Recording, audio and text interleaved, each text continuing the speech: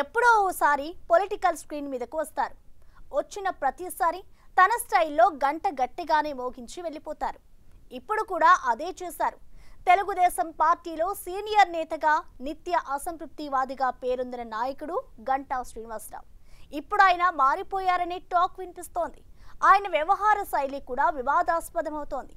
సొంత పార్టీ నేతల్ని, ప్రభుత్వాన్ని ఇరుకున పెట్టేలా వ్యవహరిస్తున్నారనే విమర్శలు వస్తున్నాయి.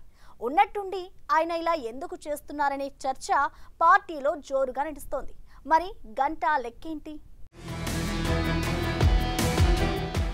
మాజీ మంత్రి గంటా శ్రీనివాసరావు వ్యవహార శైలి తెలుగుదేశంలో హాట్ టాపిక్ గా మారింది. గత ఎన్నికల్లో భీమిలి నుంచి గెలిచిన ఆయన కూటమి సర్కార్ అధికారంలోకి రాగానే మంత్రి పదవి ఆశించారు. కానీ వివిధ సమీకరణాలతో ఆయనకు ఛాన్స్ దక్కలేదు. దాంతో తన పని తాను చేసుకుంటున్నారు. పర్లేదు, అంతా బాగానే నడుస్తుందనుకుంటున్న టైంలో గంటా వ్యవహార శైలిలో మార్పు వచ్చిందనే చర్చ జరుగుతోంది.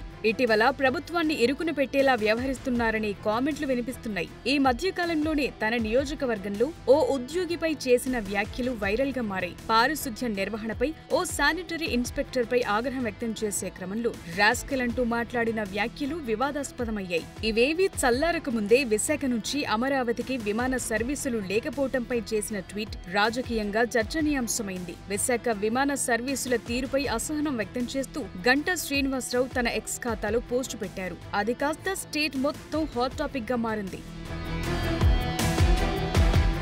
తెలుగుదేశం పార్టీకి చెందిన కింజరాపు రామ్మోహన్ నాయుడు పౌర విమానయాన శాఖ మంత్రిగా ఉన్నారు. భోగాపురం అంతర్జాతీయ విమానాశ్రయం నిర్మాణంలో ఆయన కీలకంగా వ్యవహరిస్తున్నారు. ఎప్పటికప్పుడు పనులను పర్యవేక్షిస్తున్నారు. మరోవైపు రాష్ట్ర వ్యాప్తంగా సీప్లేన్ల ఏర్పాటు, అంతర్జాతీయ విమాన సర్వీసులు, ఇతర వసతులు ఏర్పాటు చేయడంలో కేంద్ర మంత్రి రామ్మోహన్ నాయుడు కృషి చేస్తున్నారు. ఏపీ వ్యాప్తంగా విమాన సర్వీసులు పెంచే విధంగా ఆయన పనిచేస్తున్నారనే చర్చ ఉంది.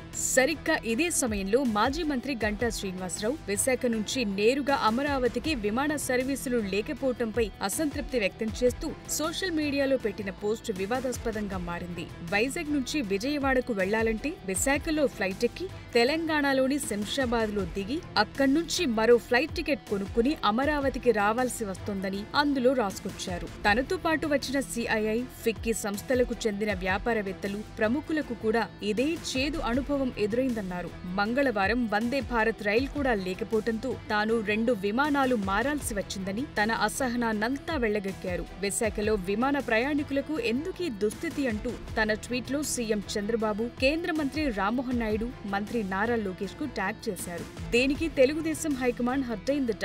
దాంతో గంటా వ్యవహారంపై అధిష్టానం స్పందించాల్సి వచ్చిందనే టాక్ పార్టీలో వినిపిస్తోంది.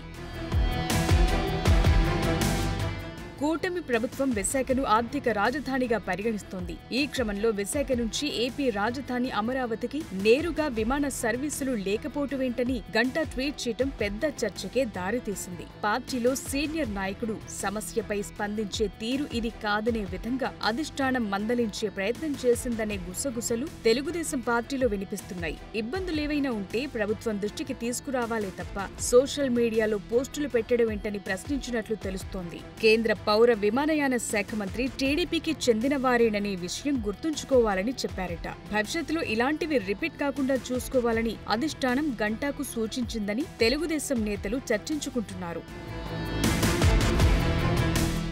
గతంలో పార్టీ అధికారంలో ఉన్నప్పుడు అవంతి శ్రీనివాస్తో విభేదాలు, ఆ తరువాత ఎన్నికల్లో గెలిచాక ఎప్పుడు పార్టీ వీడతారోనని 5 ఏళ్లు సస్పెన్స్ కొనసాగిన పరిస్థితి. ఇప్పుడు కూటమి ప్రభుత్వం అధికారంలోకి వచ్చాక మంత్రి అవుతారనుకున్నా ఆ అవకాశం దక్కలేదు. దాంతో ఏదో రకంగా ఏదో ఒక ఇష్యూపై గంటా శ్రీనివాసరావు అసంతృప్తి వెళ్లగక్కటంపై పార్టీ పెద్దలు అసహనం వ్యక్తం చేస్తున్నారట. ఇప్పుడు అధిష్టానం హెచ్చరికతోనైనా గంటా తీరు మారుతుందా లేక ఇలాగే కొనసాగుతుందా అన్నది ఆసక్తి రేపుతోంది.